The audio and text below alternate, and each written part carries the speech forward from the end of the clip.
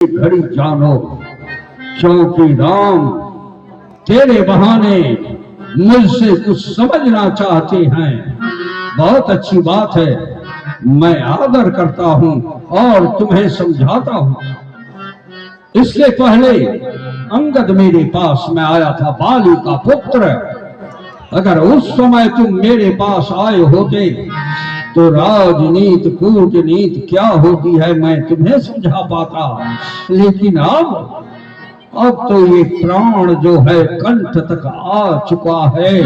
जो ही क्षण में ये प्राण निकलने वाला है तब तुम आए हो राजनीति सीखने के लिए। देखो, राजनीति के कुछ अंग मैं तुम्हें बतला सकता हूँ लक्ष्मण, क्योंकि समय नहीं है। अगर वो भी बताओ और अधूरा रह जाए तो ये सिखाया हुआ ज्ञान काम का नहीं। इसलिए राजनीति के प्रमुख दो अंग हैं, और वो क्या है? शुभ और अशुभ। तुम जानते हो कि मैं एक समय अपने दरबार में बैठा था, राग रंग में चूर था, आनंद से भरपूर मेरा हुआ दरबार और मैं भी आनंद मग्न था। लेकिन उस आनंद में आग लगाने के लिए जानते हो एक ऐसी आंधी आई जिसने मेरे सारे सुख को नष्ट कर दिया। और वो था क्या? तो मैंने देखा कि एक बूढ़ा बाप एक जवान बेटे का लाश अपने कंधे पर लेकर के और मेरे दरबार में आकर चिल्लाने लगा कि सम्राट रावण, मुझे आपसे न्याय चाहिए, न्याय।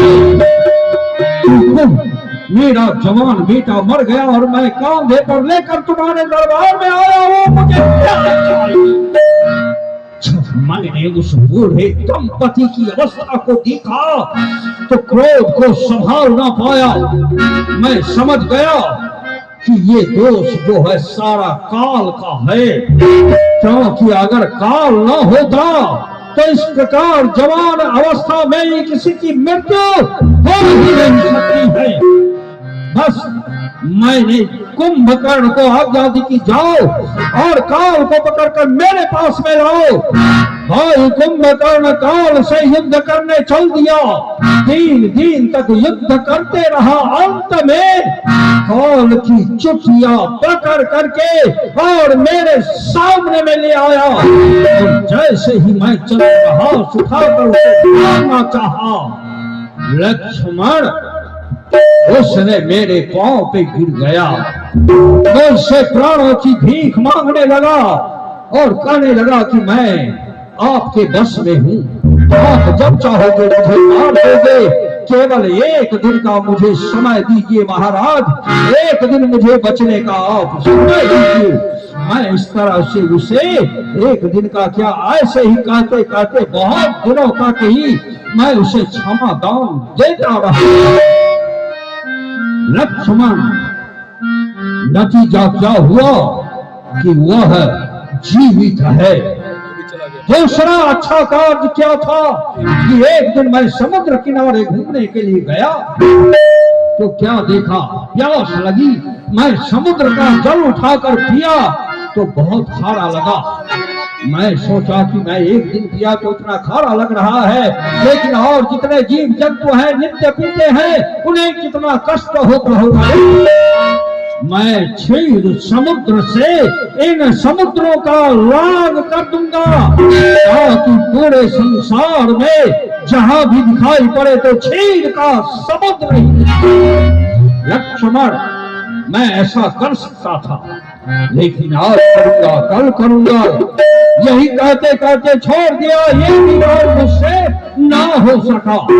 एक दिन मैं स्वर्ग में गया घूमने के लिए तो क्या देखा मैंने वहां पर तमाशा कि जो धर्मी हैं, नाना प्रकार का धर्म अनुष्ठान, जप तप व्रत कीर्तन भजन, जिन्होंने ऐसा कुछ धर्मार्थ के लिए किया है उनके लिए स्वर्ग में नाना प्रकार का सुख ऐश्वर्य है। लेकिन जो अधर्मी हैं, पापी हैं, जिन्होंने की धर्म किया ही नहीं, धर्म की संगति कभी देखा हुए ऐसे मनुष्य के लिए, ऐसे जीव के लिए नरक बना हुआ है और उस नरक में नाना प्रकार का दुख है लक्ष्मण। इतना असहनीय दुख है कि सहन करना मुश्किल है।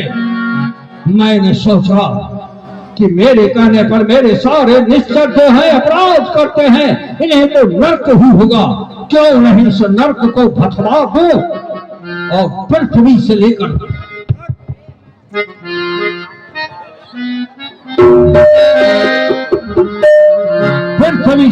स्वर्ग तक एक सीढ़ी बनवा दूं, ताकि जब किसी जीव की इच्छा होगी वह सदैव ही पृथ्वी से स्वर्ग आ सकता है। लक्ष्मण, मैं अगर करना चाहता तो अवश्य होता, लेकिन आज करूंगा, कल करूंगा, कहते कहते इस काम को भी छोड़ दिया जो आज तक छोटा ही रह गया। लेकिन अशुभ कार्य क्या था? जैसे ही मैंने सुपनखा के मुख से सुना, मैंने सच प्रतिज्ञा कर ली कि मैं सीता को अवश्य हर करके लंका में लाऊंगा, और ऐसा मैंने कर लिया। और ऐसा करते समय मैंने किसी से कोई विचार विमर्श नहीं किया। लक्ष्मण, नतीजा क्या हुआ देख रहे हो ना, कि सम्राट रावण को 1 लाख पुत्र और 1.25 लाख नाती के होते हुए आज रावण के नाम पर कोई जलदान देने वाला तक नहीं। इसलिए अच्छे काम को टालो नहीं, बल्कि जल्दी कर डालो, और बुरे काम को करना चाहो तो उसे टालते जाओ लक्ष्मण, टालते जाओ। इसी में भलाई है। यही शुभ अशुभ को अगर राजा प्रजा याद रखे तो दुख के भ्रमण में वो कभी नहीं फंस सकता। हट जाओ, अब तुम जा सकते हो।